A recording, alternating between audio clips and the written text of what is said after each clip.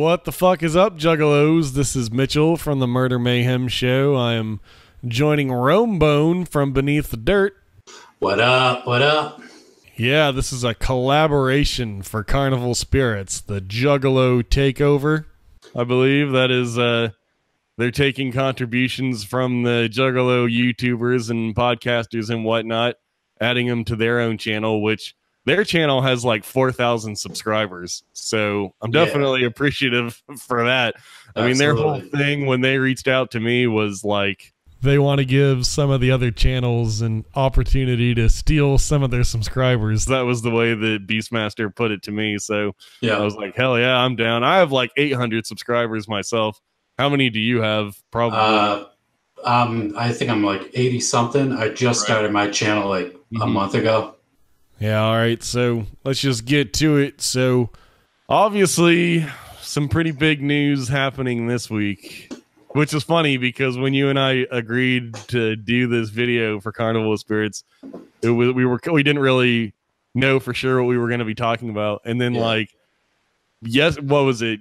2 days ago, as of this recording, the big bomb about the E&J tour dropped. Yeah, rumors started flying everywhere.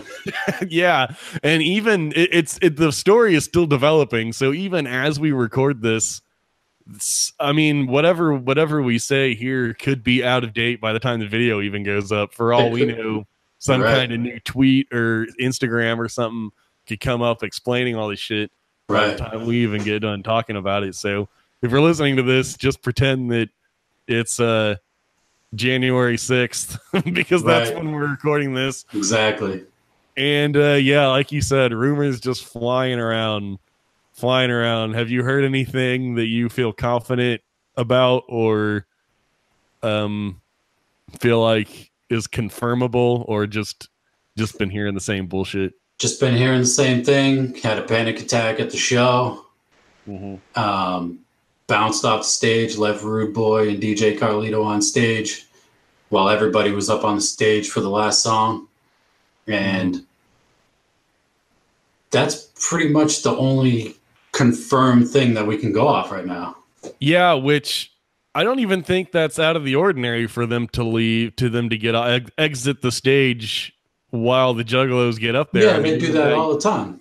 Yeah, it's usually when they leave the stage. So even that's kind of like, how can you tell he had a panic attack just by looking? But even if he did have a panic attack, it's like, that doesn't explain to me why they canceled the whole tour. Right. And the first thing that was coming out was tour bus problems, which now we can pretty much write that off as bullshit, right? Yeah. I mean, you wouldn't cancel the whole tour for that. So no, you can get a replacement bus pretty easily. You would think. Right. So, yeah, so who knows? And then people are saying like Isham and Violent J are having some kind of a beef. Isham was on Instagram Live last night for a good chunk of time. He himself wasn't. He just had the camera pointed out the van window, bus window, whatever, just driving down the highway, playing all sorts of like kind of depressing, just random songs. Like I posted on Twitter, he was playing Celine Dion all by myself. Like, all right, so he must be by himself. He ain't with nobody right now. Wow, I didn't know that. Yeah, that's new information to me. I didn't fucking get on Instagram. I miss shit. Most of the stories I get about Instagram probably come from you posting them on Twitter. Like that whole D-Loc when he went on Instagram Live talking about Cottonmouth Kings. Right. I probably would have totally missed that if you didn't catch it and put it on Instagram. So, yeah, you got to get on there because people go live, people say shit. I try to record stuff just in case something does happen. People say something. But I was recording the Isham thing last night, and all he was doing was just playing Celine Dion all by myself. Wow, what a bummer.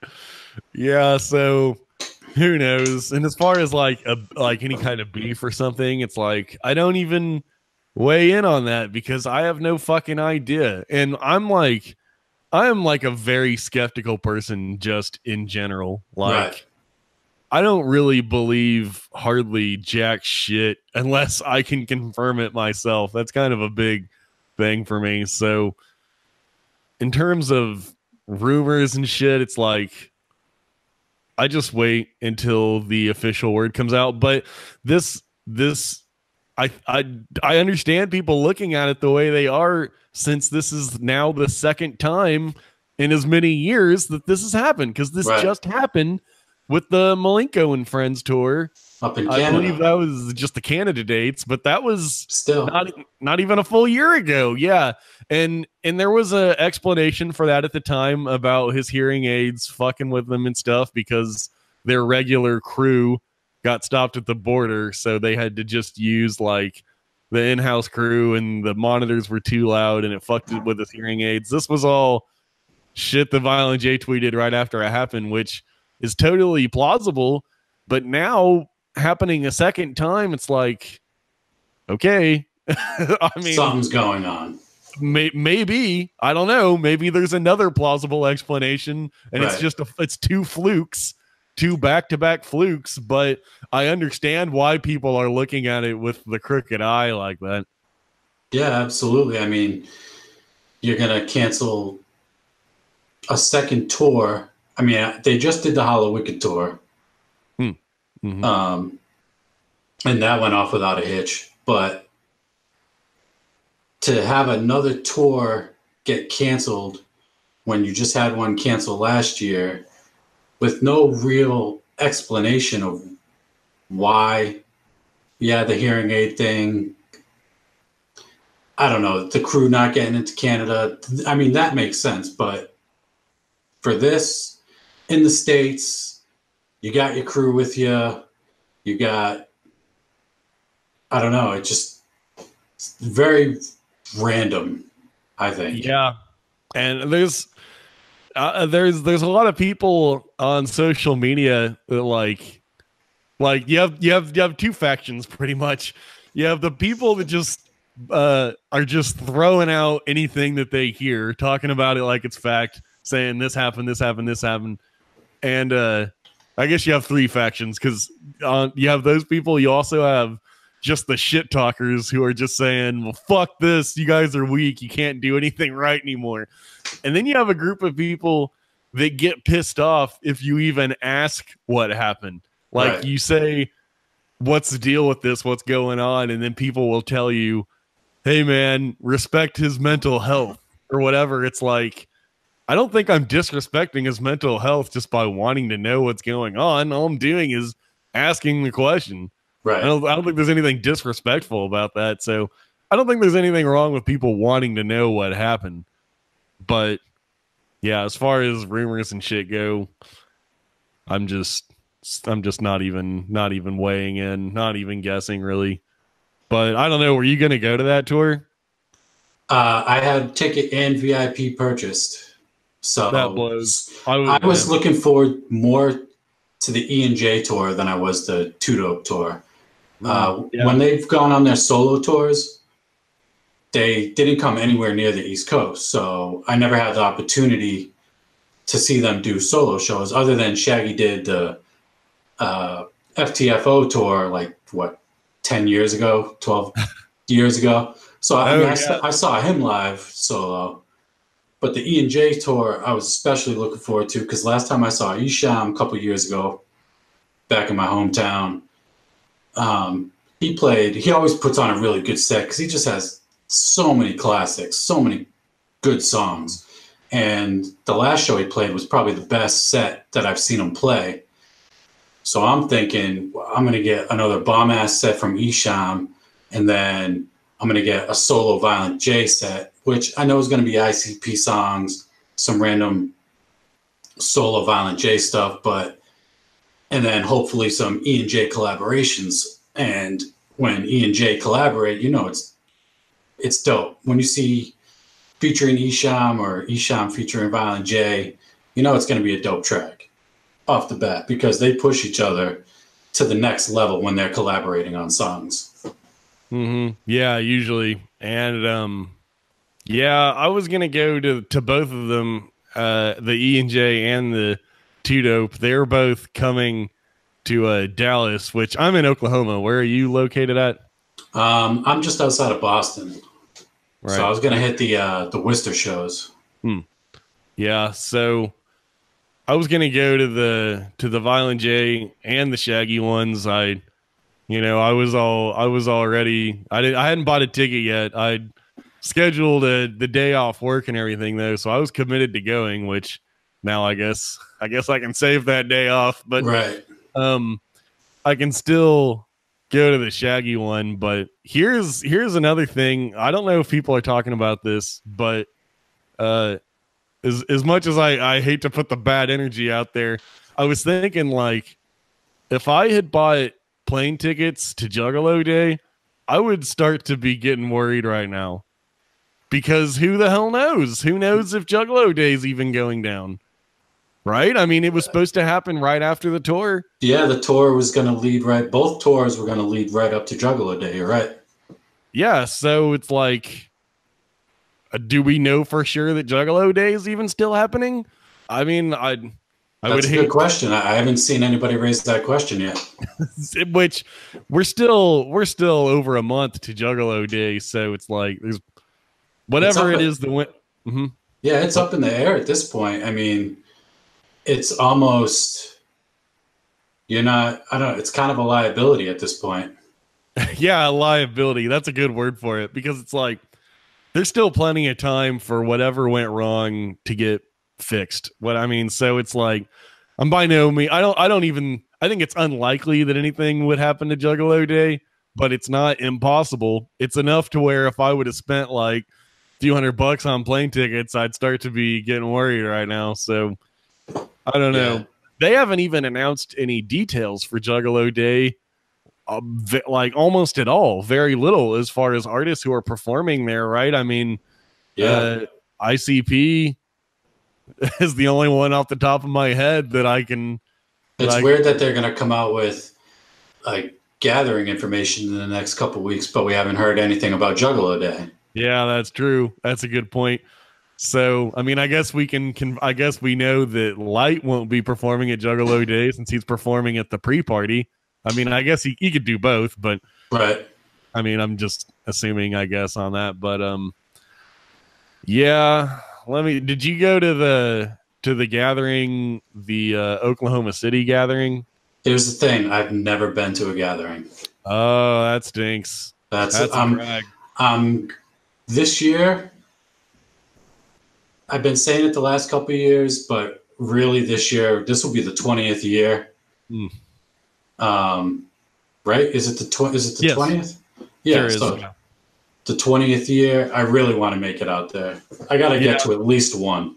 The reason that I asked is because at the Oklahoma City gathering, Shaggy did a solo set, and that gathering has kind of gone down as one of the weaker gatherings. And I was there since, like I said, I live in Oklahoma, so it was like an hour and a half drive to me, so I couldn't not go to that one. Right. I was so hoping that it would be awesome. But now for the rest of my Juggalo life, I have to hear "fuck Oklahoma, fuck Oklahoma." That was the big chant that was going around, and people were saying it at the gathering, and people still say it. So it's like, fuck. They got that horrible impression. But even through all that, the highlight of that gathering, just about everyone that was there agrees that Shaggy solo show at the gathering was like the best thing, and it was fucking awesome. It was on the late night stage, which if you haven't been to the gathering, maybe you don't really know how it's laid out, but the main stage usually wraps up at like midnight, and then the late night stage goes on till like 4 a.m. And Shaggy closed out that late night stage, and he just fucking rocked the house. DJ Clay was back there doing his shit. Which did you say you were going to the Shaggy tour? Is that I am? Yep. Yeah, so that'll be fucking awesome. I'm looking forward to, because when he did the FTFO tour, his first solo tour, I mean, it was just him and Clay on stage, and he killed it. Killed it. Didn't miss a word, didn't miss a beat. No, that's what was so good about his gathering performance was like, yeah, he knows his shit really well. And I guess he did a solo show at the DCG Con also, but I didn't go to that. But I heard that was good too. But yeah, I was at that FTFO tour as well. That came to Oklahoma City, and I don't know if you recall this, but the Axe Murder Boys opened for them. That was like right after they got signed. People were hating on them so bad. They really were. I remember standing in the crowd, and they were just getting pelted with shit. People were throwing. The crowds up here, especially back in the day, Worcester was known as, like, if you sucked, they were going to let you know. They were going to boo you off stage. And A and B, oh, man, they shitted on them so bad. So bad. How was the performance? Did they deserve it at all? Just shitting? No, I mean, they were doing their thing. They were trying. They're kids up there trying to do it, trying to win them over, and the people were not having it. They were just that's how it is, though. That's just a part of Juggalo culture, and it should be, because there's too many people that try to like squeeze their way in here, thinking that they're gonna get over just because they rep Juggalo or rep Psychopathic, and it's up to the Juggalos to let them know that it's not that easy. Absolutely. So, yeah, they. I always liked them. I mean, I thought that Blood In, Blood Out. I thought that was a pretty fair debut, and we're kind of going all over the place here now on the topics. But whenever they opened for Shaggy on his tour, I remember they came out during one of his songs. I wish I could remember which one it was off the top of my head. They came out during one of his songs and started doing like a synchronized kick step with Shaggy on stage. I remember that. And the other thing I remember is that after the show, they hung out by the venue and like signed autographs and stuff, and were talking to people. So I thought that was nice. That gave me a good impression of them. I mean, you got to put in that work like that, which these days, like as trendy as the VIPs are and shit, it kind of annoys me when like a new artist does a VIP, because it's like, I barely even want to meet you, let alone pay $100 to meet you. Exactly. I mean, that's why I thought it was dope. Isham posted on Facebook maybe about a week ago or something, before the tour got canceled. He's like, "Yeah, you don't have to pay no money to meet me. I'm going to be at the merch booth all night." And when I saw him a couple years ago, before his set, he was at the merch booth. I got my picture with him, met him, cool dude. And it was dope that I don't have to pay money, even though I would, for Isham. Yeah, he's one dude that totally could charge for a VIP and people would pay it. And I just saw him at the Malenko and Friends tour. That was just not even a year ago, but he opened for ICP on that tour, and he was just at the merch booth hanging out and stuff. So that was cool. And yeah, I saw Violent J solo as well. That was in 2015 on a really short tour that they did in like December of 2015. I remember that. Yeah, it was supposed to be an ICP tour, but Shaggy was having like back surgery or something. Yeah. So it was Violent J solo with Jump Steady as his hype man. And the gimmick of that tour was that the JCW ring was out there too. So they had wrestling and stuff in between acts. And the way they kept promoting it was like, this is a Violent J solo tour. It'll never happen again. Violent J will never perform solo except for this tour. That was how they pimped it out. So I drove like 6 hours to go see it, and the show was fine. As far as crowds go, it was pretty light, but that doesn't bother me. Buckshot was there, and Razakel and Willie D from the Ghetto Boys. Oh, wow. Yeah, so that was cool. And then Violent J and Jump Steady doing their shit, and that was cool. But now they keep doing and whenever like after that they did more Violent J solo shows, and then they did this tour. And so every time there's a Violent J solo show now, I always think about like, damn, I fucking drove 6 hours to go see this show because I thought it was the only time. Yeah, anytime they say something, this will be the only time it's gonna happen, never gonna happen again, whatever, I kind of take it with a grain of salt. Like, chances are it probably will happen again. Carnival of Carnage show, I believe that'll be a one-off because that's not really a great album anyway. It's a good album, but to see it live, would I want to see that live? Nah. I'd want to see it live, but that's a whole other fucking can of worms now because that was the $250 a ticket show. Where's the documentary? Where the fuck is the documentary? It never comes up. Nobody ever asks about it. Right. No one ever says anything about it. And that documentary to me sounds interesting as hell. Like the third member of ICP that we really don't know anything about. No. Other than the little information from behind the paint, and when he died a couple of years ago, they did that special Juggalo show, I believe it was. Yes. And that special is super interesting. And I didn't know any, like, there is so much to that nobody knew.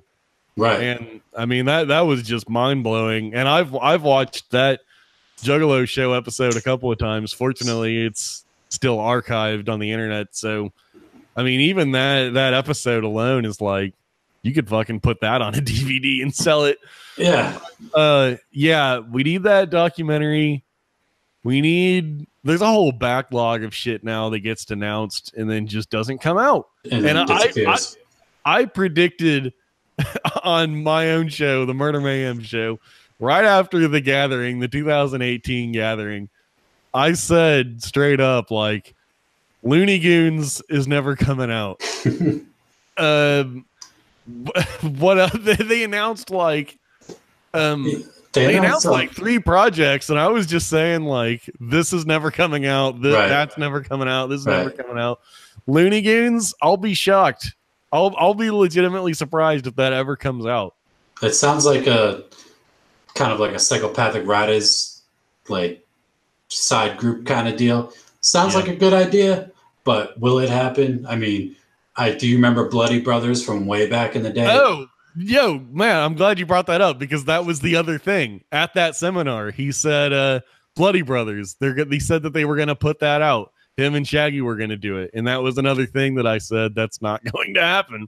I mean, Bloody Brothers was announced, what, 2000? Right. Something like that? Which there's a part of that no one seems to remember and never gets talked about, which is that when it was initially announced, I remember this very clearly, but there's no evidence of it. So all I have to go on is my memory. It was going to be Violent J and Mars, because that was when Mars from Dark Lotus was still around.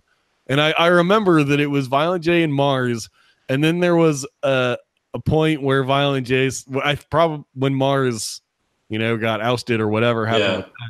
And then Violent J said that the idea of doing a CD without being in a group without Shaggy just sounded stupid to him anyway. So then at that point, he said it was going to be Jay and Shaggy, himself and Shaggy doing it. But then, like you said, it just fizzled completely. And those concepts, I believed, went to Boondocks. Yeah, exactly. Yeah.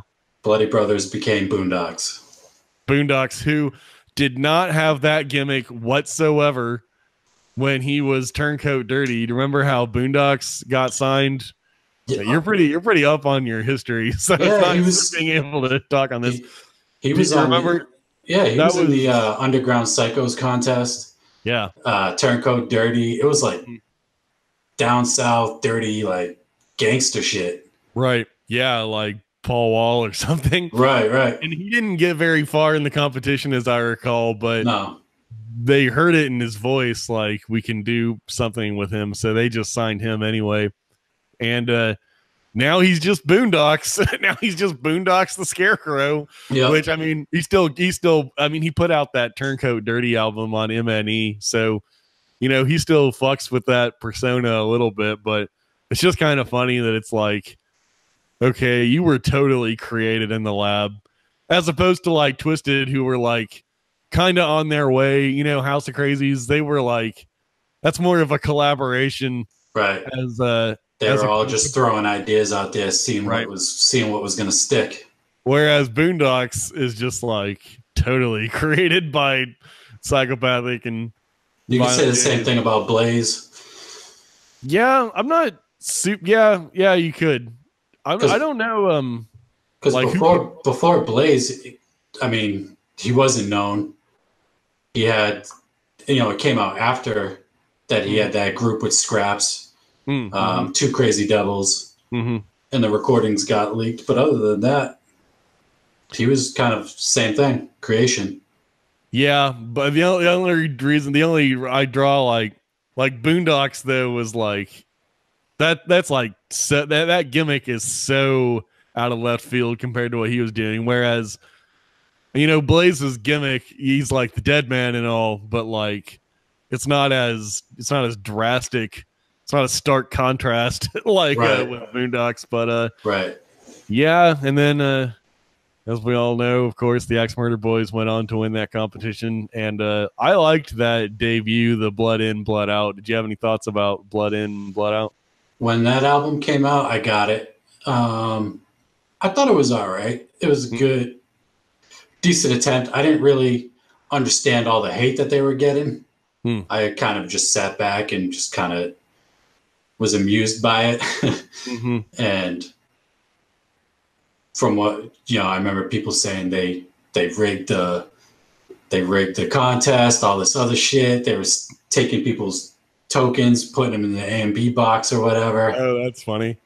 Well, I don't know anything about like straight up cheating, but if you listen to this is kind of a deep pull, but if you listen to the Axe Murder Boys interview on the Kevin Gill Show, which I believe is like one of the first episodes of the Kevin Gill Show, his podcast. Yeah. They go into how they won that competition, and they say that the reason they won and the Players Lounge crew lost is because the Players Lounge crew was cocky, and they were so sure they had it in the bag that they didn't do any campaigning for their shit, whereas A and B went down there with like shirts and CDs. Samplers. Yeah, just like we're talking to people at the gathering the whole time and talking, and that's why they won, and I respect that. So they deserve the win, which absolutely. Here we are now. How many fucking, that was what, 2004 maybe? Yeah, 15 years ago. God, and now my oh my, how things have fucking changed. Oh, drastically. From that point. Yeesh. Way different. Players Lounge Crew's like not even a thing anymore. Yeah. I thought for sure they were going to win. They were my favorite early on in that competition. Yeah, they were good. They definitely had skills. Nope. I don't even remember any of the groups. That was like, man, it's hard to remember now. That was that open to Juggalo voting as well, or was it just them making the picks? I believe the only votes was the final vote between PLC and A and B. Juggalos voted for it. Yeah, it's hard to remember. It was so long ago. I remember they would like post a song, and then everybody on Psychopathic would give their opinion about it, rate it or whatever. Yeah. And I believe, I don't remember the voting process throughout the whole competition. Yeah, and in that Fago Lovers interview that ICP did in 2017, right after MNE signed Young Wicked and stuff, Violent J said that Twisted hated Axe Murder Boys because they never took them seriously since they won their contract in a contest, which was part of the whole thing about like why it's fucked up that they ended up signing them and all that stuff. I mean, that was his point talking about that. But to me, the distance between A and B and Twisted up until Young Wicked signed, I always thought that there was some kind of beef that wasn't spoken on. They never collaborated. You never see them talking to each other or anything. So I believe there's some validity behind what he said. I believe it, and especially after Twisted left, there was even more tension because Young Wicked would make comments and stuff that on his Slaughter album where it's like some of that stuff seemed like it was directed at Twisted, and Violent J in that interview said that it was. But I remember even on stage at the gathering that year, for one thing, they were joking about that was 2017, and so God, it's hard to remember all the data now, but it was whatever year that Boondocks left, or that ICP announced at their seminar that Boondocks had signed to MNE, and Young Wicked was right there on the stage with them, and ICP were making jokes about like, yeah, next year you're gonna see this guy's Hatchet Man charm on eBay, and he was up there like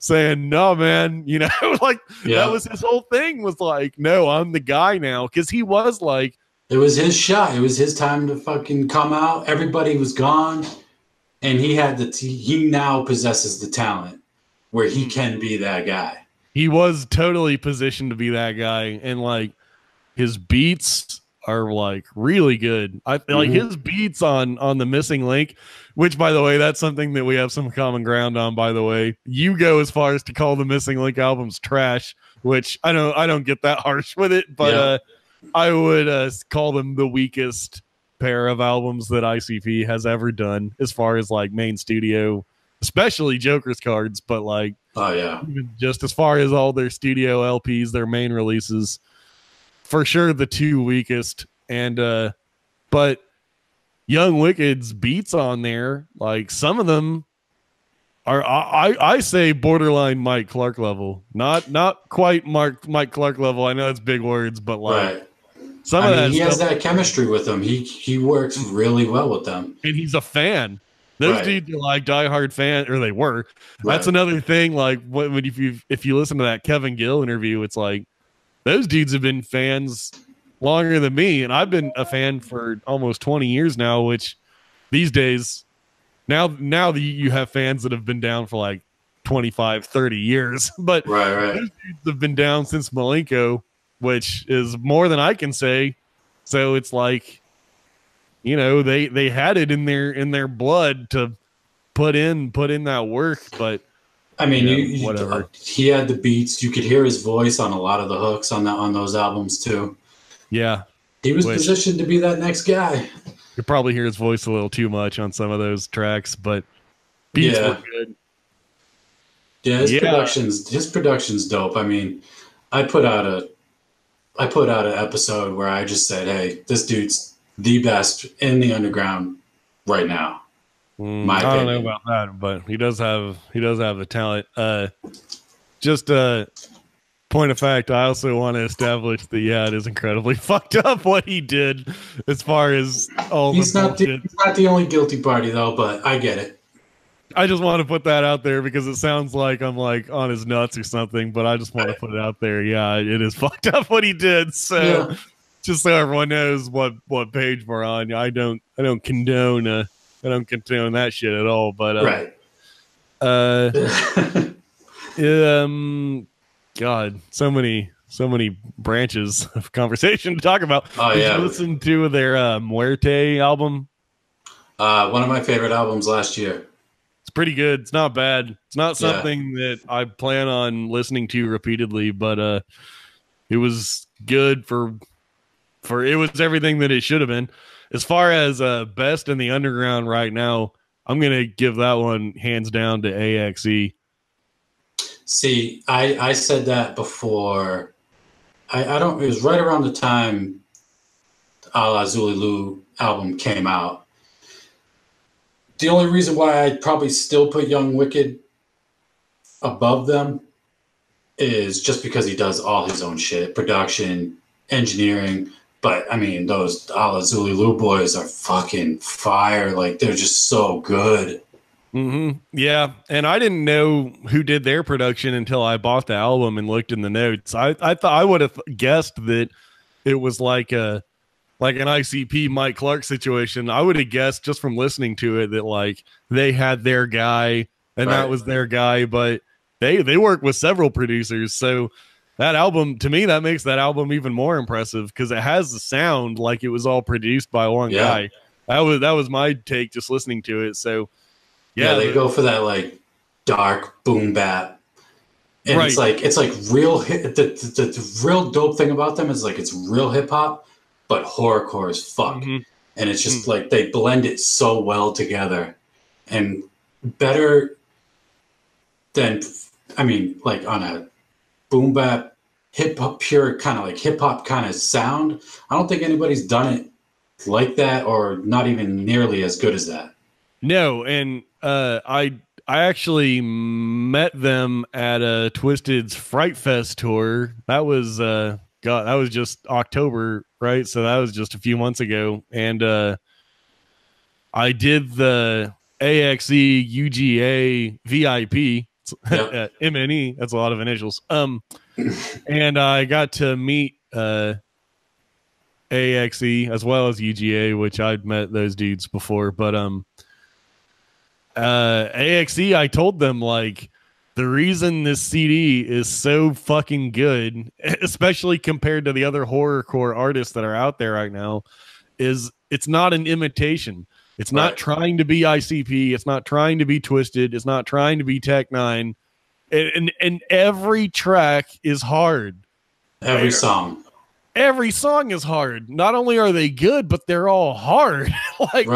like a lot of times, an artist will put out, they'll at least be like one or two like soft tracks or emotional tracks, emo tracks or whatever. Yeah. Like, on that song, on that CD, every song is just going for the throat. And they're rapping their asses off on there too. If I had to, they're great lyricists, and if I had to compare it to anybody, it would be Isham, but not even Isham, because it's so its own thing. Right. Yeah.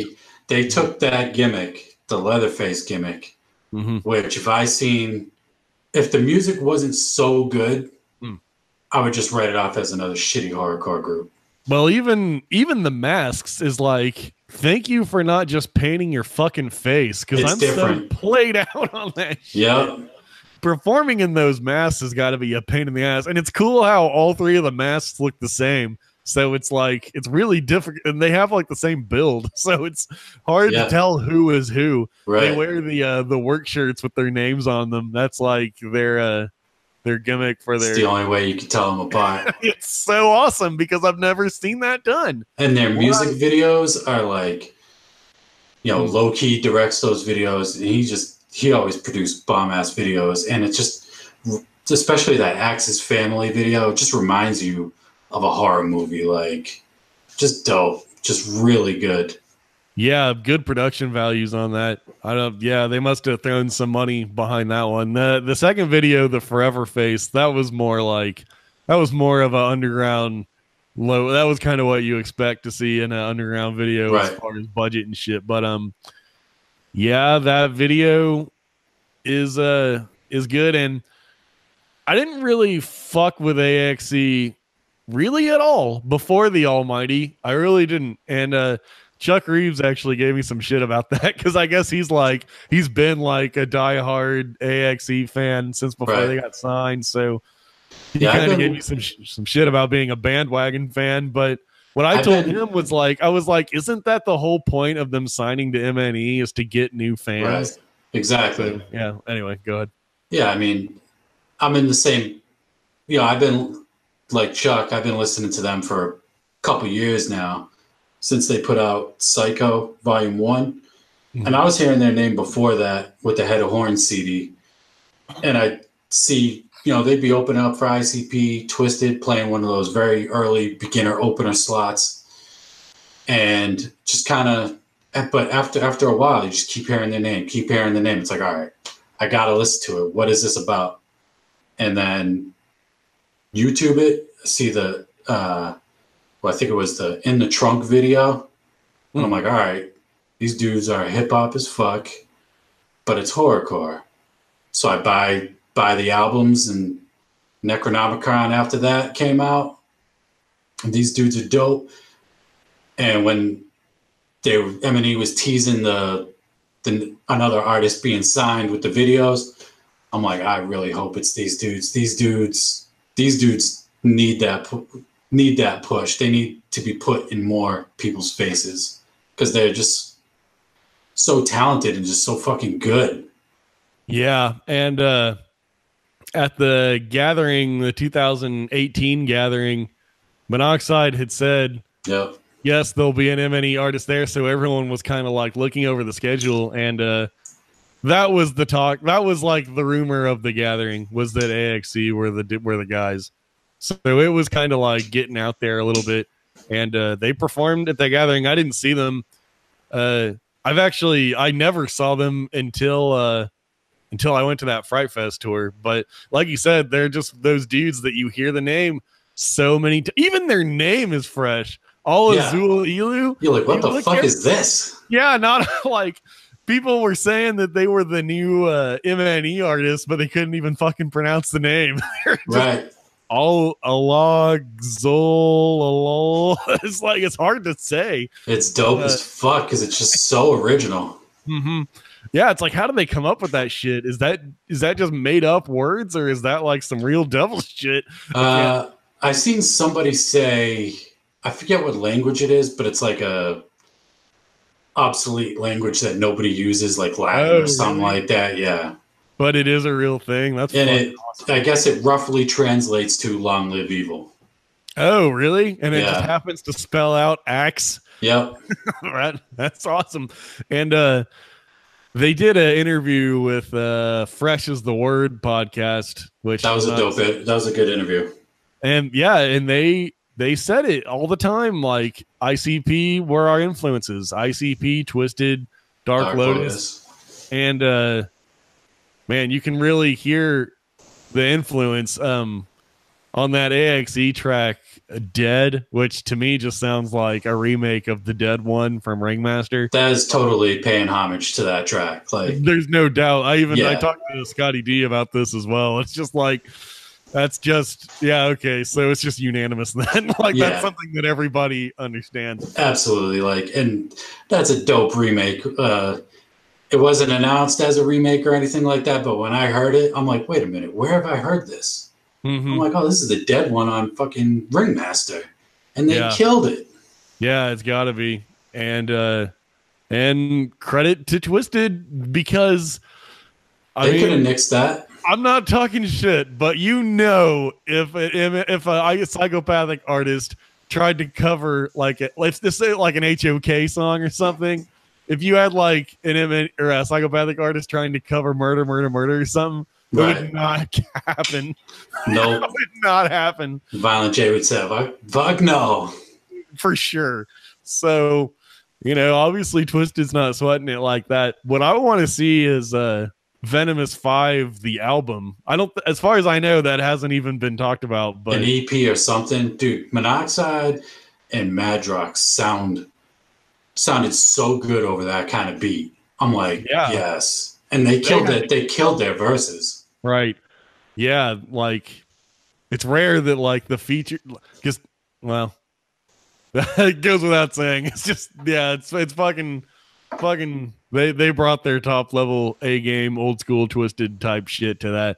They didn't try any tricks or anything. They just did some fat raps. So I'm gonna go ahead and say that I'll be surprised if Fred Fury is better than the Almighty. I think the Almighty is gonna be the bar for a long time. That's the standard right now. I would say so. Until that album came out, I probably would put Abominations as that bar, because when that album came out, it was like a reinvented Twisted. Monoxide was rapping like he never rapped before. Mm-hmm. And definitely. But the A La Zulu album, that's the new. You got to try to make an album better than that, and that's going to be fucking hard. Yeah, it will be. And Fred, before the WTF single would have come out, I probably would have said that Fred Fury was the prime candidate for that. But the WTF single, I think, is fine, but it's not Almighty level in my estimation. It's not. It's a cool song.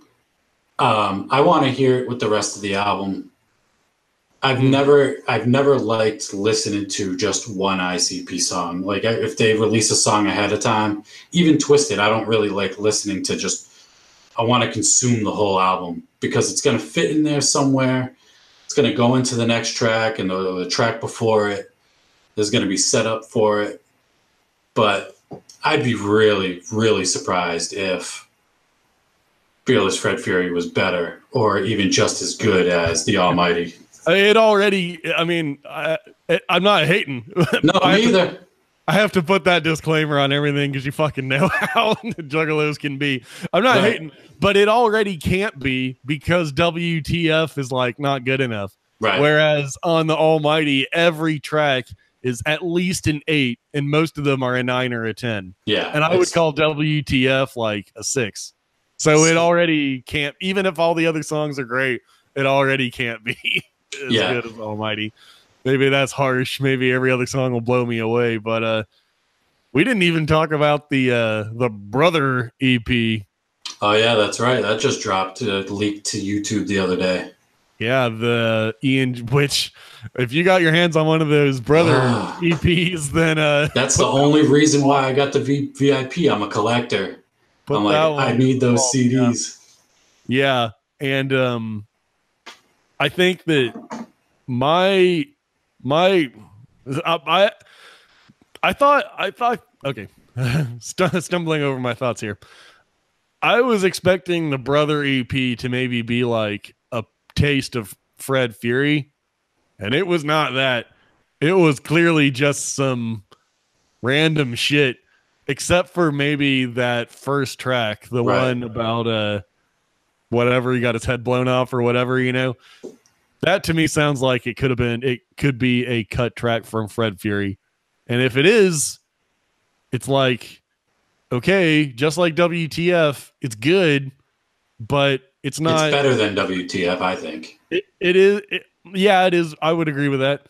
But it's hardly what I was hoping for, which was like the second coming of Malenko. Like, I was thinking that Fred Fury was going to be like the fucking this set of Joker's cards riddle box or whatever, right. But it's not that. And like you said on your podcast, it can never be that without Mike Clark. You need Mike Clark to be on that level. You can't do it. You just can't. There would have been a time where I would have said maybe you can, but I'm gonna go ahead and agree with you on that one and say you can't. Even with the new set of Joker cards, listen to Bang Pow Boom, Mighty Death Pop, and then you go into Missing Link. The sound that he gives them. Yeah, those albums, people say they're more happy albums, but I mean, there's some dark shit on those albums. And the sound that he gives them, even go back to the 6 Jokers card, Mike P nailed it, because I don't know. I don't even know how he did it on that 6 Jokers card. Get the chemistry with them like that. I was surprised without Mikey Clark, because that was their most important album. But other than the Wraith, anything that they've done that wasn't produced by Mikey Clark doesn't really sound like ICP. The closest that they came was with that Young Wicked stuff on Missing Link. Yeah, like I'm trying to remember which ones were Young Wicked beats. Lost at the Carnival, I'm 99% sure off the top of my head, was a Young Wicked beat, and that's like as close as you can get to Riddlebox without being Riddlebox or without being Mike Clark. That was one of the Missing Link tracks that I actually really like a lot. So, I mean, maybe 7 could do some things to get. I mean, I like 7's production. I like Kuma's production a lot. I like Mike P's production a lot. The beats, for the most part, were not the problem with the Missing Link, in my opinion. I just thought they seemed a little bit lazy. I mean, the beats on Found are superior to Lost, in my opinion. But yeah, I mean, you could have a great ICP album without Mike Clark, but you can never get Mike Clark. You can never get Mike Clark level. No, you can't. I mean, and Straight Jacket, I so far I don't think is going to be that dude so far. But I mean, I want to know who they're getting production. Like, there's so little information about this album. I'm fairly sure that it's only Straight Jacket. I thought he was just engineering. Is he a producer? Yeah, but I can't remember well enough why I think this to point to because I know they brought him after Young Wicked left to be like engineer and mix their shit. I guess he's really good at it. I know he did. I think he did the Shapeshifter EP with ABK.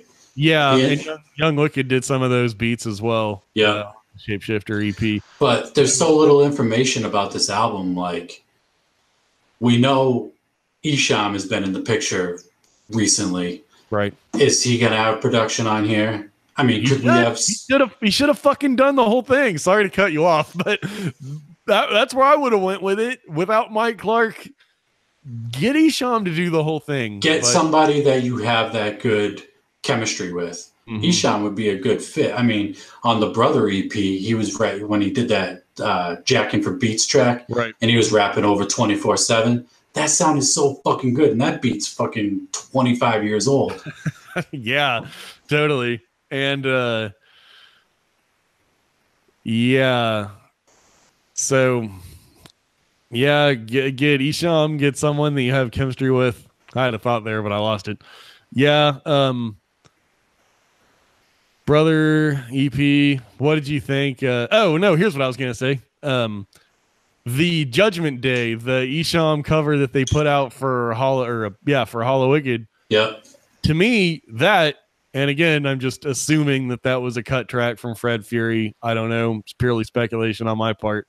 That is way better than WTF, to the extent to where if that was the first single instead of WTF, I would be way more on board. And I'm already way on board, but like, right. Then I would still be in that zone of like, this could be the next great ICP album.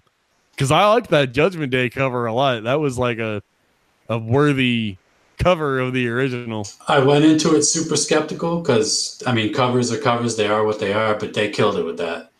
The production was I thought it was really good. Yeah, I agree with, if they let off with that instead of WTF, I'd be like, all right. So we're definitely working with Isham right now, and this is the type of shit we're going to get on this album. All right, let's go. Yeah, first and foremost, like, while I made the claim that it already can't be as good as the Almighty, I'm going to go ahead and also make the claim that it's already guaranteed to be better than both of the Missing Link albums, just by virtue of the fact that it's loud and angry and in your face, which is the shit that I've been missing. Yeah. Rage. Bring back the rage. Bring back the anger. I would rather take a crappy, angry song than more fucking do your best bullshit, which is like, I like that shit, but I've heard enough of it. Like, I like Homies is a good song, but I don't need another Homies. I don't need more Homies. Right. I don't need enough. And I like Juggalo Island a lot from Bang Pow Boom. That's kind of a divisive track. I like it a lot. I don't need more of it. I like the track Found from Found. That's probably the best song on all of Found is the song Found, but I don't need more of it. I've had enough of it. It's time to get back to the yelling, which is with Missing Link, they were just trying to recapture moments. To me, that's what it sounded like. They were trying to recapture moments, and it didn't work. Yeah, that's an interesting take. Missing Link always sounded to me like Found was the album they really wanted to do, and they just put Lost out so that people wouldn't bitch about another happy album. Right. That's how it sounded to me. Lost sounds rushed compared to Found. Like the neighbors are fighting on Lost. It's like, come on. How long did that song take to make? Yeah, I mean, the thing is, you name these songs, and I don't even know because I didn't listen to it that much. Well, that's I don't want to go as far as to say you're not missing anything, because there are some good ones on there. At one point I did try putting together like a little playlist on my iTunes, and I think I got like maybe 8 songs between Lost, Found, and the outtakes.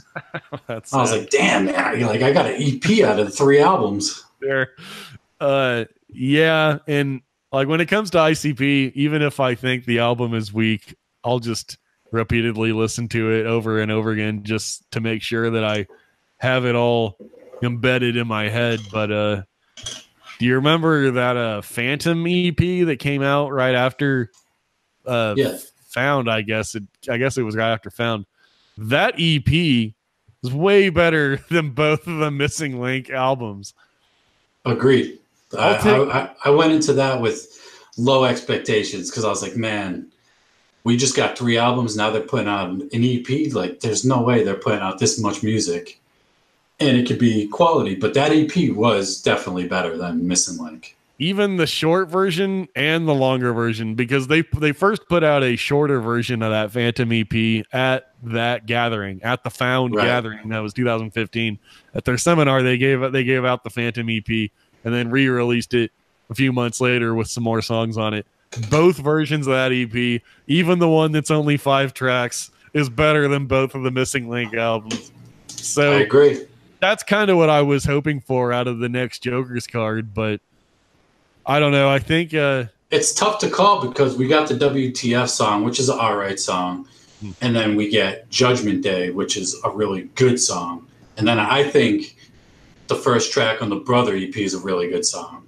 I really like that song. I was bumping it earlier today before we started the show just so I can get more listens of it. And I think that's a really good song. Even track 3 on there where it's like kind of like a Doors kind of, I like that better than WTF. That's interesting. I didn't really like that one too much. The Rise on the Doors one. I'll tell you weirdly, and I've been excited to talk about this because I think it's going to make a lot of people wonder what the fuck I'm smoking. On that Brother EP, the track I like the most is that Best Friend song. Oh, no. Oh, nice. I'm glad you disagree with that because I feel very strongly about this. That's the song that I've listened to way more than every other track. Like I listened to that Brother EP like twice when it came out, and then I listened to that first track a couple of more times, and then I listened to that Best Friend song like 8 times, and that it's only been out for like 2 days. But I don't know, something about it I really latched onto. It's touching in a retarded kind of way. Like it's funny that he made it. He's like, this is my best friend. I'm like, is this a joke or is this for real? But it's for real. Yeah, is this a joke was the thought that was constantly running through my head the first time I listened to it, because the song is 6.5 minutes long. Right. And so the whole time you're listening to it, you're like, where's the joke? And then it ends and you're like, oh, there was no joke. It was real. He truly loves his best friend. Right. And to me, as an expert on the song now, having listened to it like 8 times, I feel quite confident that the song is about Shaggy. It could be about it absolutely is. It is. Yeah. Yeah. Because the first time I thought maybe it could have been like a Jump Steady thing. And then the closer I listen to the lyrics, he talks about like backyard wrestling and stuff like that. And he even says stuff like, if there's something that I can't tell my brother or my mother, then there's only one man that will never judge me or something like that. So I don't know, as stupid as the song is, I thought it was touching how like if you stack that song up against like the Ruby song and the JJ song and the Zug Island song that he did write for Jump Steady and the Mom song, the Best Friend song is like the most emotional of all those songs. The one that's about Shaggy to me feels the most sincere.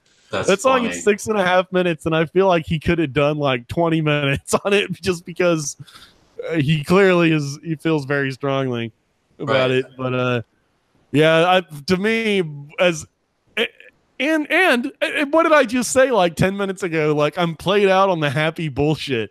And yet that was the one that was like, oh, this is my jam. Like, that's the takeaway track from that album. But I'm sure there'll be nothing like that on Fred Fury. But thankfully so. I would not by any means want to hear that on Fred Fury. But yeah, I hope not. That first track, which probably is closer to what we're going to hear on Fred Fury. My issue with that song and WTF is the production is just too much. I want it to be scaled back. Like, That's what Mikey Clark could bring. Like, he simplifies it. Scaled back. Just keep it simple. There's just it's just too much. Yeah, I felt like the production on the first track of the Brother EP wasn't heavily layered like WTF. Now that I'm thinking about it, because I really didn't think about it like that. I thought the beat was,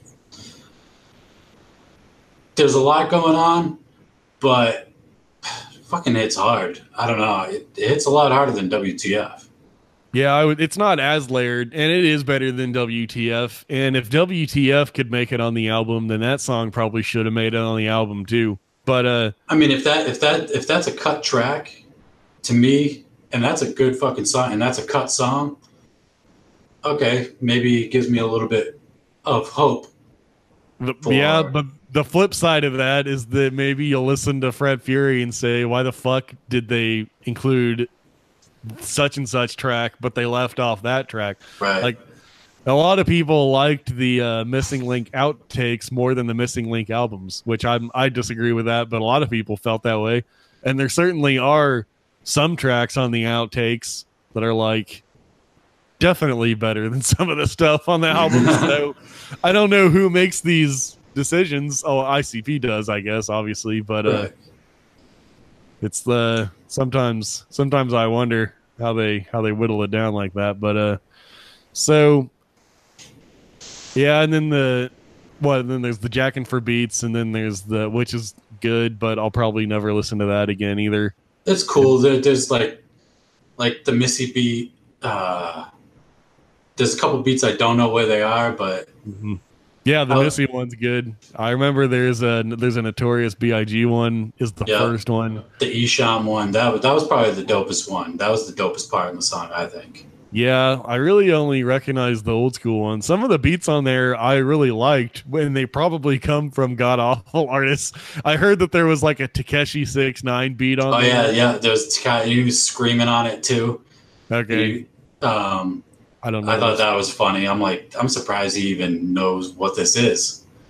It's probably because of fucking Ouija Mac. I bet Ouija. Probably. Ouija on the tour bus bumping fucking Tekashi 6ix9ine. Yeah, which is a good segue into the other EP that dropped, the Igama de Trubra Water Damage. The new Water Damage backwards. Yeah. Igama de Trubra. Yeah, do you have any thoughts on that? Picked up right where Water Damage left off, I thought. Sounds about right. Yeah. Some of that stuff had come out before Dead Body Man 3, obviously. That was obviously one that come out. Some of that stuff had come out on his SoundCloud. One of them is one of the bonus tracks on the physical copy of Water Damage, and is also on the SoundCloud, which I have the water. I'm looking at this because I have it on me. Yeah, bitch. My only gripe with both of them, both the bonus tracks are on that. Okay, so anyway, yeah, my only gripe with the EP and Water Damage is the mix. The mix on it, the volumes fluctuate. Guest appearances coming super fucking loud, but I mean, right on, totally. But it wasn't mixed so bad that it makes it unlistenable. It sounds like still totally listenable. It sounds like people just like sent him the vocals and they just layered it on there, which is like, as opposed to having someone in the studio with you, it's going to sound a lot better. But yeah, mixed very amateurish, I would say. But I mean, he does that kind of music, reminiscent of like Suicide Boys, where they kind of go for like a lower. No, I don't really want to say lower quality, but it's just not.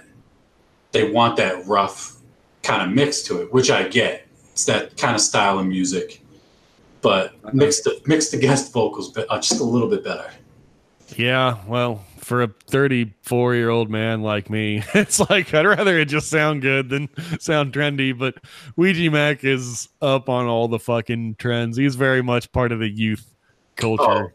And he's killing it, dude. The merch drops. Great job. The dude fucking put out 2 albums in like a year, compared to Light, who's been on the label for over 2 years now and only has 1 EP. and nobody can give me a satisfying explanation as to why that is. I don't think it's totally his fault. I'm sure it's not. But now he has his own studio, and he's been posting on Instagram and that he's in the studio working on shit. So it clearly can't be his fault when this has been a recurring problem with every artist Psychopathic has ever had, except Twisted. Even Blaze, how long was he on fucking Psychopathic? Like 11 years or something? Oh yeah. And he put out 4 albums. Granted, one album like every 3 or 4 years. He was also on Lotus and Riders and stuff, so that kind of stacks up the catalog a little bit. But like, Blaze had 4 albums. ABK has been on for fucking like 18 years or whatever the fuck, and he's had 4 albums on Psychopathic. He's had Native World, of course. Fucking Big Hoodoo has been on since how long now? 2016 probably, or 15 maybe. Sounds about right. And he's had 2 albums, which is like, that's okay, but he's due for one. He's definitely due for one at this point, or he's gonna end up like ABK with no fucking albums. The lack of music that comes out of Psychopathic it's not like it used to be. Yeah. Back from like, I'd say 2001 till Up and Twisted left, albums were constantly coming out. Constantly. And you only have a few albums from Blaze and ABK, but you had Twisted, ICP, Dark Lotus, Riders, Psychopathic Space. Those would come out from time to time. So DJ Clay mixtapes, that's going a little further down the line, but yeah, the only LP of new material that came out through all of 2018 was Gutter Water. It's nuts. The other releases were like Hell's Cellar, which is fucking awesome in my opinion. Sidebar, do you have any thoughts on Hell's Cellar? It's an outtake album for a reason. I don't know. Some of that shit could have been on Hell's Pit, in my opinion. Some of that shit could have been cut. A couple of the tracks I do like, but I really haven't listened to it that much. Oh, really? Well, I would recommend it because every track, there was only one on there that I didn't like. Aside from Big Bad Wolf, every track on there was killer. Maybe not all Hell's Pit quality, but I don't think Hell's Pit is a perfect album by any means. I was just going to say that I wasn't really a huge fan of Hell's Pit. Anyway, there's some good songs on there, don't get me wrong. But overall, nah.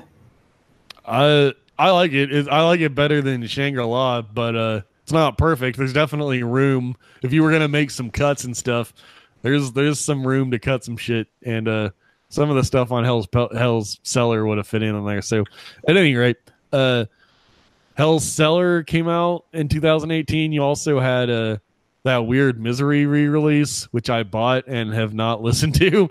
Oh, really? I heard it was good. Have you listened to it? I've always liked Misery. I like him.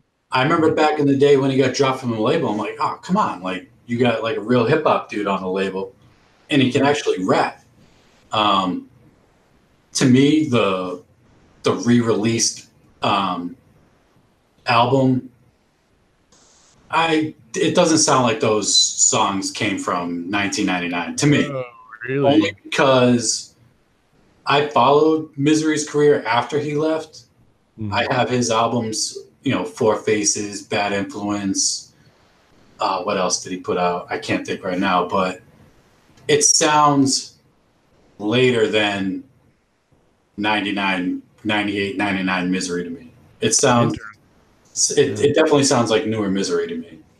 Okay, and then what about the Demon Angel? Because I didn't listen to either one of those. Both of them, good. Oh, okay. Yeah, I heard it was good. I enjoyed it. Yeah. Never got around to it. Yeah, so, but again, though, if we're talking about like new Psychopathic albums, it's like that's another one with an asterisk next to it because it's like an old album with some new shit on it. And then there was Gutter Water, and then, man, Is that it? Was that everything Psychopathic put out last year? Yeah, they didn't put out much music last year. Yeesh. You had the Willoughby Rags Bag of Poop. Oh, yeah. And that CD sucked. There's like nothing salvageable from that CD. I didn't listen to it only because I did hear it was so bad.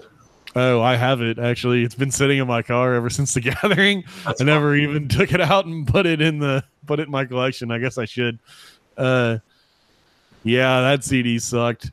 And there was another one that came out last year, or it either came out last year or 2017, but it's the one that's called like the Hurricane of Diamonds.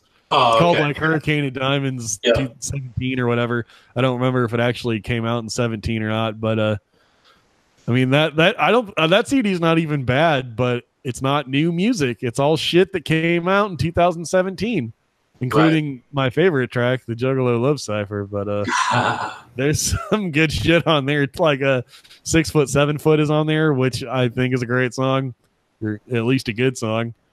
And No Type for Life. That song sucks, but it's funny.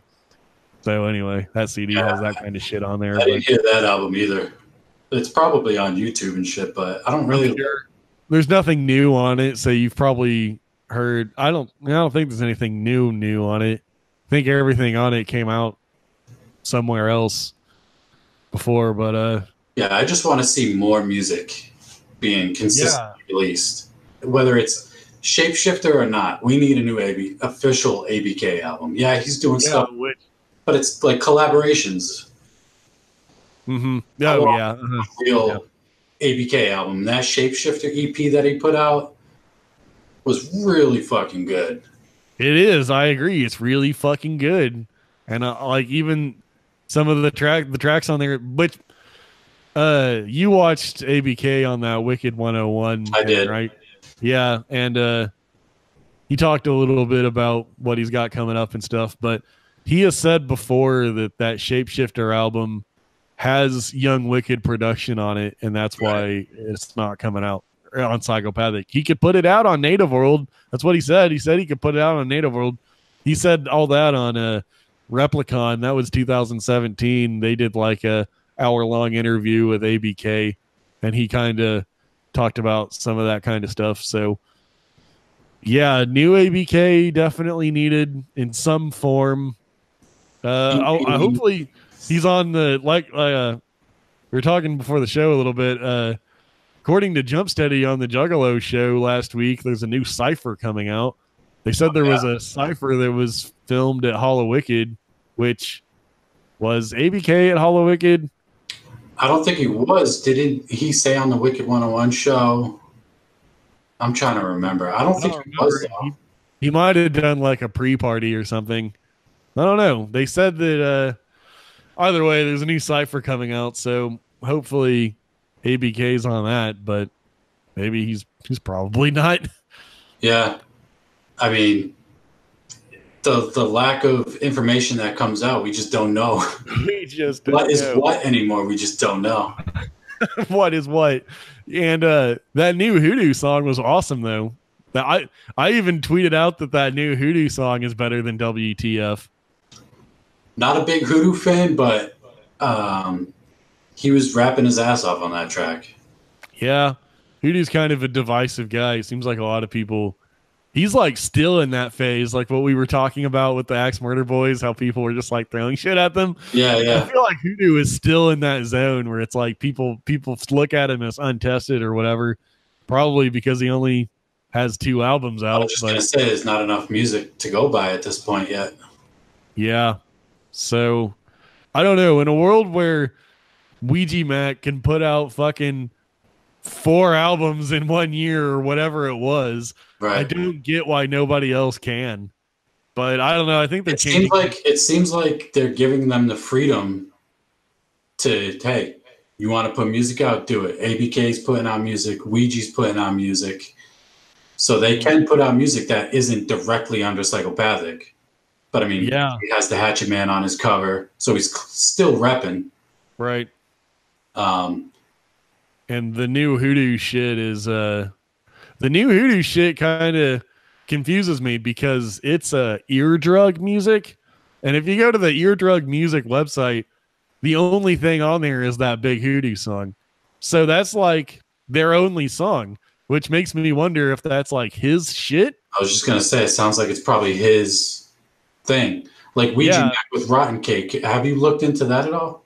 I don't really know what that is either. Somebody told me that Rotten Cake isn't even a label, but I don't know if I agree with that because all of the new Ouija Mac shit has like a copyright by Rotten Cake on it. Like if you look at Water Damage on Spotify, it says copyright Rotten Cake. So obviously it's some kind of a... Yeah, Trashfire has it as a copyright too. Yeah, so not super sure what that is, but I don't know. Ouija's doing something right because dude's put out like 6 videos already from Gutter Water. And they're all quality videos. Yeah, they're all quality videos. So I don't know where he's getting this money from. Right. Is he really like a hot seller like that? I mean, I buy his shit. He has those limited merch drops. He's put out merch drops with Chucky Chuck from DGAF. And they're charging like $30, $40 a shirt, something like that. So the price mark's higher. It's limited, super limited edition shit, and people buy it. I mean, he's getting money from that for sure. Even the Water Damage, I bought the physical. It's literally just sitting right here because I was talking about it on the last episode of my show. This was $20, and it's like a mixtape that's like you said, not even mixed that good.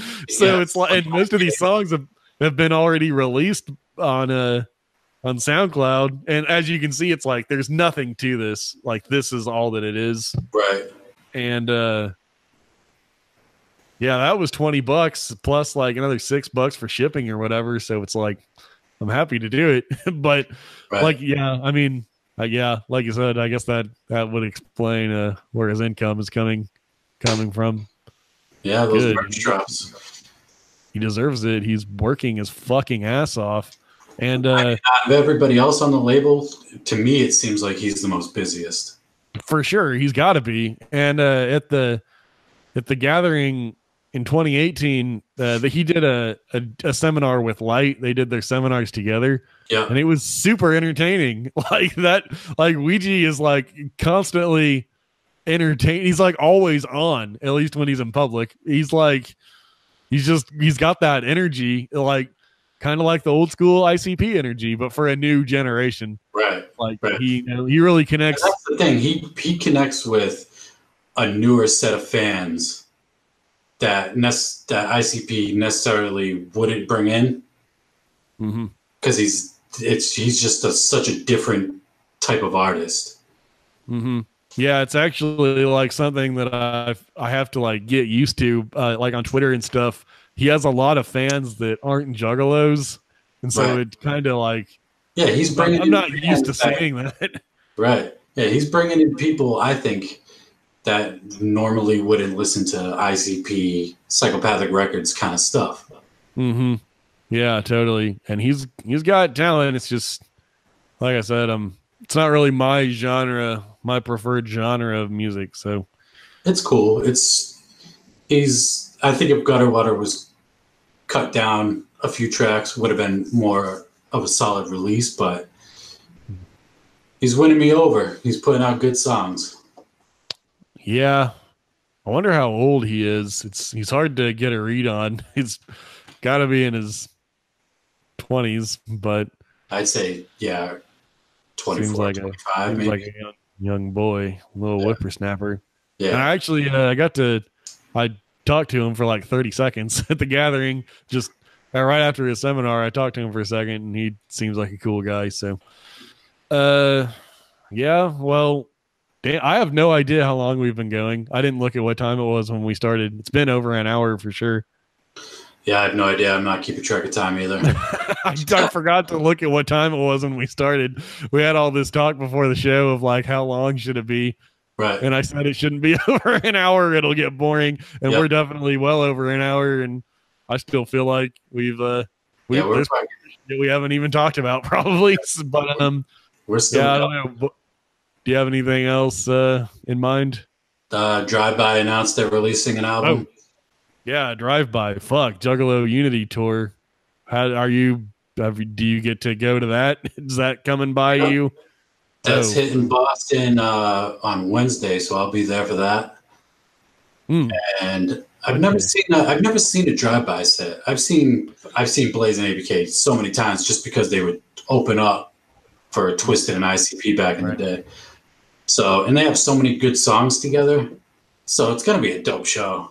It is nice. I saw a drive-by set. It was like it was in that very brief window right after. I believe it was right after Twisted left, but before Blaze left, during like that weird short period. They did a drive-by tour during that time, and it was pretty awesome. So, yeah, that'll be good. I don't know if I'll be going or not. The closest one to me is 3 hours away, which, I mean, I've gone further, but I don't know. Like, those are like club shows. Like, yeah, they're playing. The venue that they're playing in Boston's like 150 people capacity. Yeah, so it'll be a good show, but I don't know if I want to drive 3 hours for a club show, even though it'll be the shit and all. But like when ABK comes to town, I go and see him every time he comes. He puts on a dope show. No, yeah, and he's always nothing. He's just up there by himself, just killing it. Yeah. So yeah, Juggalo Unity Tour will be good. I'm looking forward to new drive-by music. New drive-by. Yeah, and what's the word on that? Like, there's a whole new album coming out, right? That Fago Lovers put up a video, and ABK was like, "You thought you were just going to get one song? We're giving you a whole album." And yeah, they said it's, you know, check iTunes. So it sounds like it's going to be digital first. I'm sure hard copies are going to come. Yeah, that'll be good. Because Blaze said something like, if you don't have the physical, it'll be on iTunes and shit like that. So okay, yeah. So this is what, the third? Is this the third drive-by album now? I wouldn't fancy myself a drive-by expert, but I think this is the third one. Fourth, because they put out the one on Psychopathic. Yeah. And they had Back on the Block. Yeah. And then what was the other one? Run These Streets. Oh yeah, that's the one I forgot about too. Yeah. And that's a good one too. Yeah. Apparently, I don't even like routinely play those albums. No, me either. I have the CDs. I know that. I know I have 3 drive-by CDs right now. Yeah, I think I have the Pony Down, and I think that might be the only one that I have. Yeah, so that's cool. They have enough EPs now to put out like a full LP if they wanted to go back and do that. Music to do a set together. Yeah, and that Back on the Block album is about to be re-released on Magic Ninja, so that's interesting. Maybe they'll put out some fucking new drive-by shit on Magic Ninja.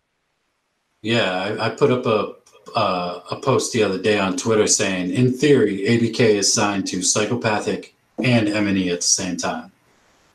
I suppose that's true. Yeah, you might have actually been the first person to show me that drive-by album was getting re-released. I think your Twitter was the first place that I saw that. But yeah, that is definitely confirmed. So who knows if that'll fucking cause a stink at Psychopathic. I fucking hope not, because everybody needs to grow the hell up. I don't know. I would hate for something like that to get ABK kicked off Psychopathic or something, but I wouldn't put anything past anyone at this point. Yeah, I mean, it's kind of surprising, but not at the same time, only because ABK is so cool with them. Blaze, Twisted, like, they were boys before Psychopathic. They should be fucking... Psychopathic should be rolling out the red carpet for ABK. He should be the fucking guy now, because he's the only one that stuck around after the Exodus, and he's the one that you would have least expected to stick around, I think. Right. Other than Blaze, yeah. Well, yeah.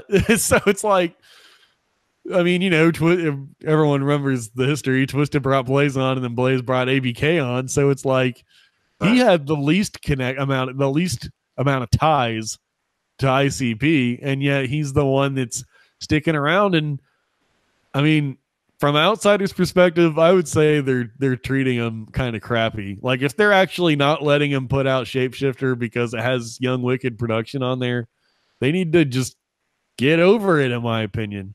And something that I didn't know that he talked about on that Wicked 101 show was that Mudface was also scrapped and had to be started over again on production because it had, I don't remember who it was now. It was the dude's name was like Leonard Contreras or something like that. Whoa, I don't think I've ever heard that name before. I was thinking. I remember when he put out the Native Funk re-release after he left Psychopathic, and then it came with that Rattlesnake EP.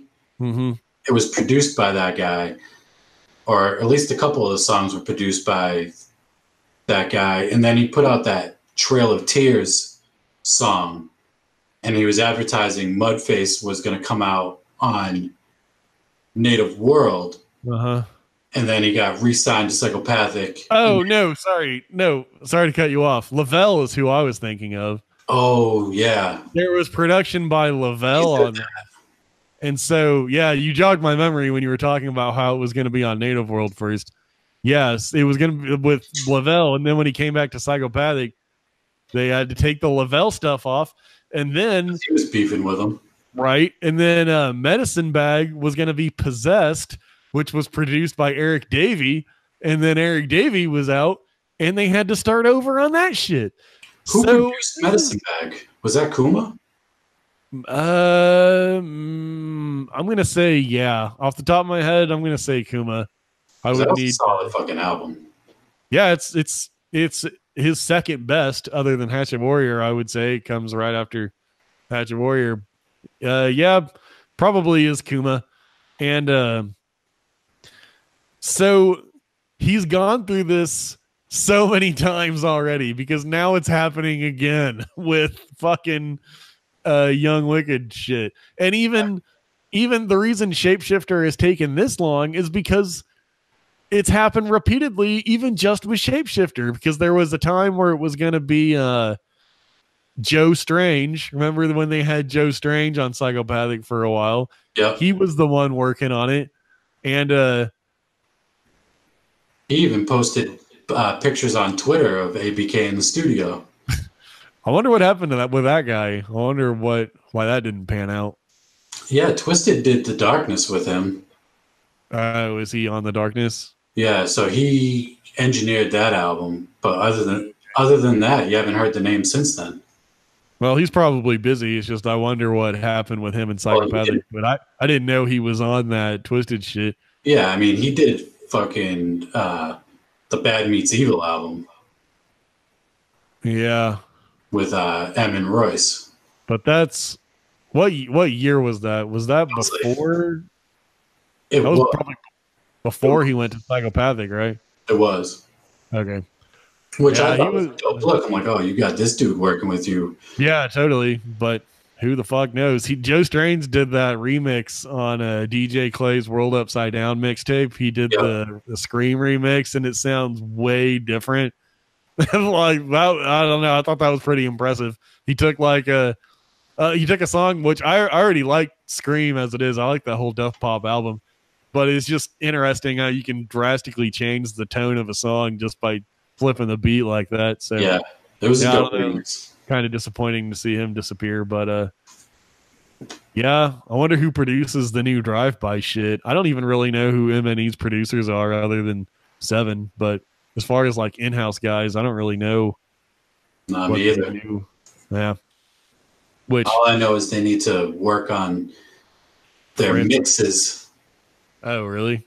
Yeah, I thought like Continuous Evolutions was mixed terrible. That CD is a drag. that CD was a bit of a disappointment. Blaze's Casket Factory wasn't mixed good. Just wasn't loud and clear like it should be.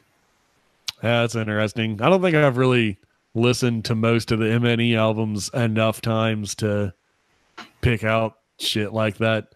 Some of that, I kind of fell out of MNE. I was like a big supporter at first, but after like they signed Young Wicked and then they kept talking all that shit about the March, it just got kind of, and then like Gmo started running his mouth about shit. It kind of hit a point for me where I was like, all right, I'm not like I'm not invested in this at the moment. And then after like a year and a half went by, I started getting back, catching up on some of the shit I was sleeping on. But right, yeah, for the most part, I would check out an album like once or twice and then just kind of put it to the side. But now I'm fucking over all that stupid shit. So yeah, I mean, it is what it is. It was just at the time as it was happening, it was like I can't feel the same way about this right now. So right, I just kind of I didn't like go around talking hella shit or anything, but my heart wasn't in it as far as keeping up with all the MNE stuff. So I kind of fell out for a little bit, but fuck it. I've been a fucking diehard Twisted fan as long as I've been a Juggalo, since 1999, since Jekyll Brothers. I fucking have been a Twisted fan. So. Came out, the first one. Okay. Because I remember hearing the first time I heard Twisted was on Forgotten Freshness with $85 an hour, and going to the record store. At that point, I was still building my ICP collection, and just randomly finding the Most Tasteless cassette, and I'm like, oh shit! I was like, I didn't even know that they had an album out. And bought it, and I was like, whoa, this is like a hardcore rap version of like ICP.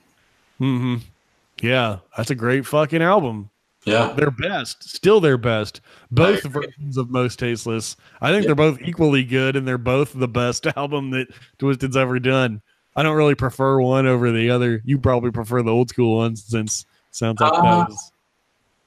I don't know, because I mean, Rock the Dead, Hound Dogs, Bury Me Alive, like when they did the Most Tasteless show and they put those songs in there with it, it fits. It's Most Tasteless. Yeah. Okay. Yeah. So those both of those albums are great. And after being a Twisted fan for so fucking long, I can't just like write them out. As much as I think it was, I do think it was bullshit the way that they shit on the march. Even like not playing the march is one thing, but to go out of their way to call the march a publicity stunt, that pissed me off. Signing Young Wicked pissed me off. Even signing Boondocks kind of annoyed me.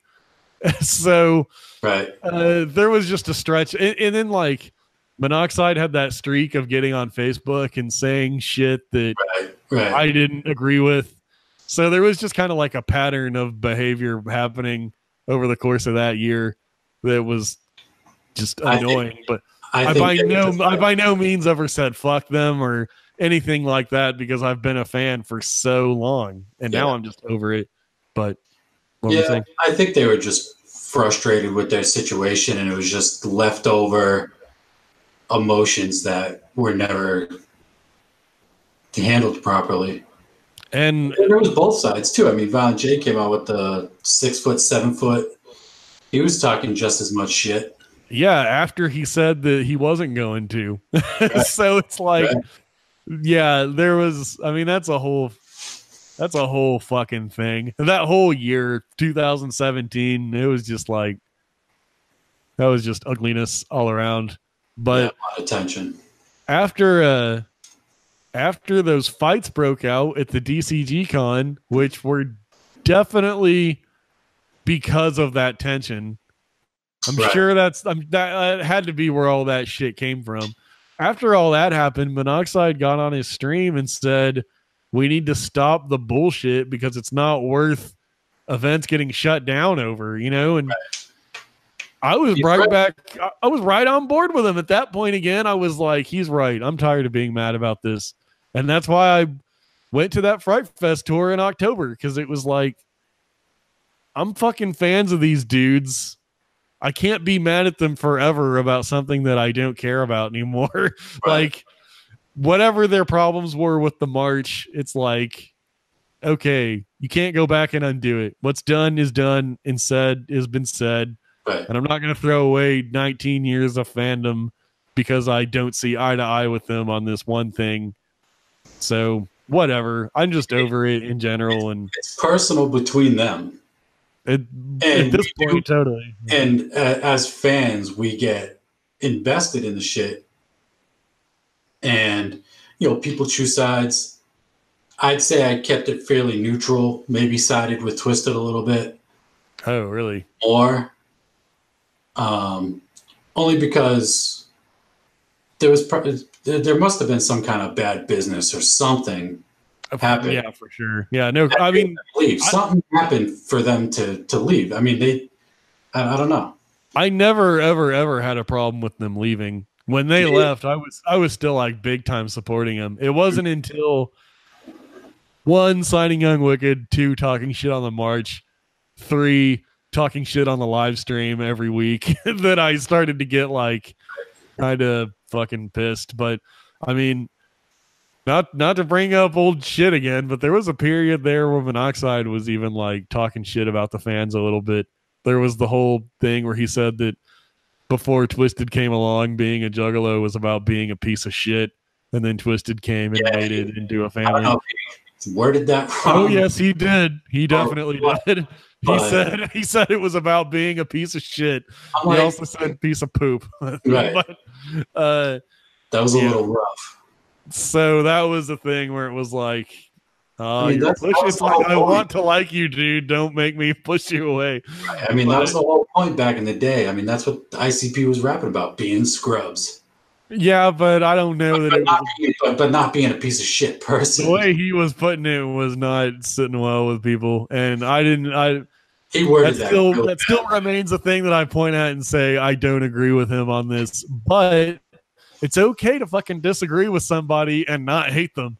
So it's like, what am I supposed to do? Just that Fright Fest tour was so fucking awesome. They were great, and AXE opened and UGA opened, and the whole show was fucking awesome.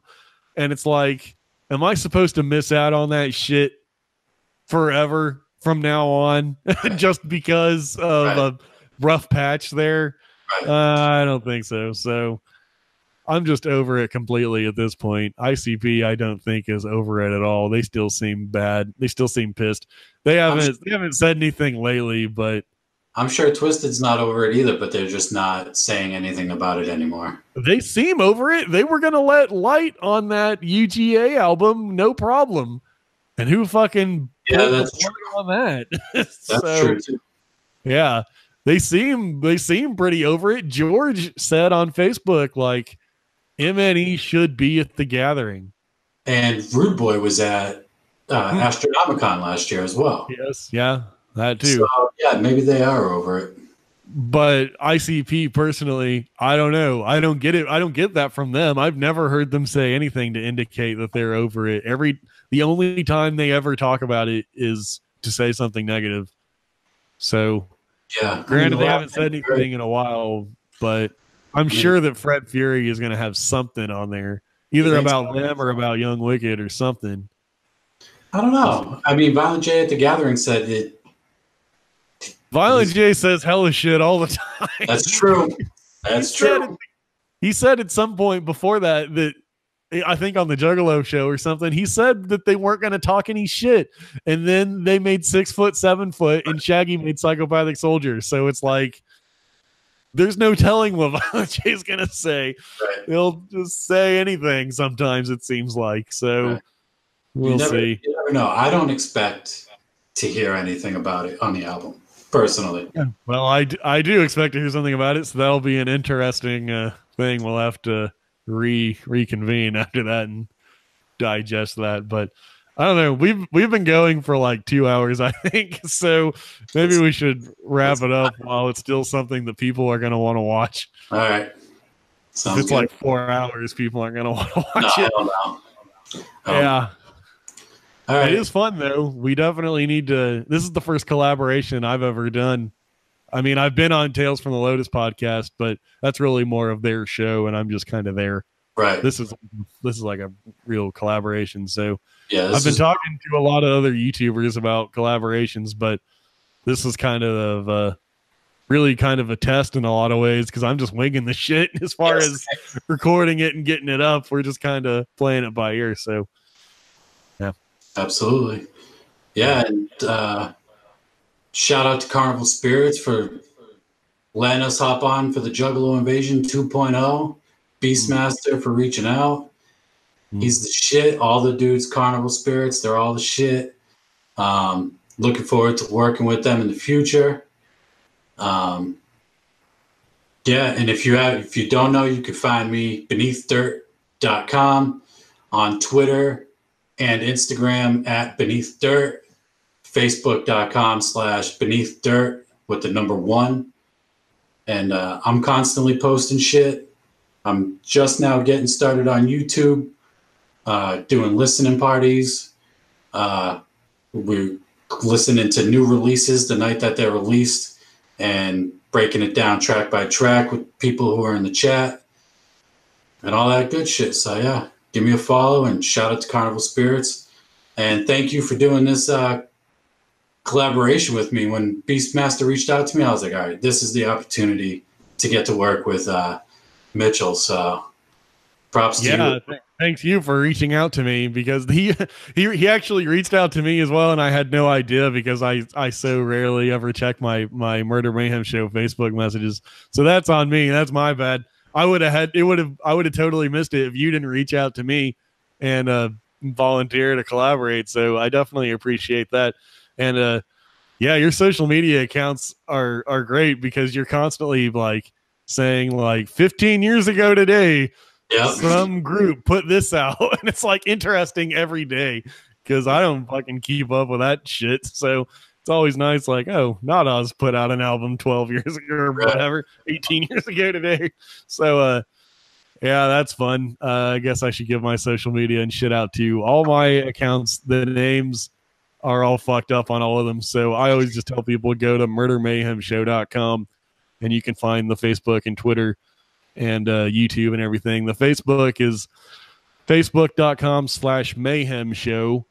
The Twitter is at Murder Mayhem Guy, and the YouTube is Murder Mayhem Show on YouTube. So yeah, go to murdermayhemshow.com for all of that. There's also memes and stuff on there. There's videos that I post, remixes and stuff. Those are on the YouTube channel as well. Blogs from time to time if something strikes me. The podcast, of course, that's a biggie. murdermayhemshow.com will get you there, or just search Murder Mayhem Show pretty much anywhere and you'll find me. Gotta get up on Instagram too, though. That'll definitely be a priority in the future. So that's a lot of good shit on IG. Yeah, man, I don't know. I guess you and me need to fucking figure out some kind of way to keep collaborating, though, because we just did like 2 hours easily. It wasn't even difficult. So this is a lot easier than trying to record my own podcast. Talking by myself is a pain in the ass. So yeah, that's nice. I'm glad it appears to have worked out okay. I guess I'll find out when I watch this back and see if actually recorded. For all I know, it's all fucked up or something. But yeah, I guess that just about wraps it up then. So shout out Carnival Spirits. Yes, for sure. All the shit. Cool. All right. Well, that's it then. I'm going to sign off. All right. Cool. Peace. Thanks.